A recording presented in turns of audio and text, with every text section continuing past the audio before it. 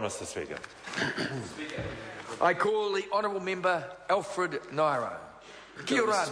Kia ora, Mr. Speaker. Mr. Speaker, I stand a little concerned at that last speech by that member from the Green Party, because what that's telling ordinary New Zealanders is that all we've heard over the last 5 or so minutes is about the rights of the prisoners and not about the rights of the victims. We all know that incarceration on its own is not enough to deal with the issues of recidivist offending. But what we do know in this bill, Mr. Speaker, is that there needs to be a balance. If the previous speaker knew the intent of restorative justice, it's about balancing the rights and the responsibilities of both the victims and the offenders, and that is exactly what this bill is intending to do. It's taking responsibility for the things that have been offended.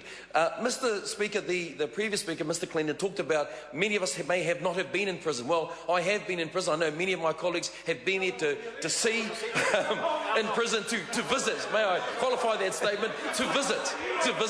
I actually was taking some pastoral care there, Mr. Speaker, and helping to support. I understand the issues of those who are in that situation.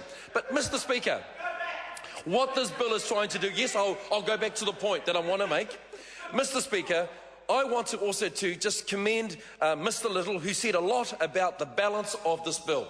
And that's what this bill is intending to do. Mr. Speaker, I commend this bill. It's taking a balance between the rights of the victims, but also the responsibility of the offenders. This bill is intending to do. Mr. Speaker, I commend this bill. It is a good bill. I commend the Chair to this.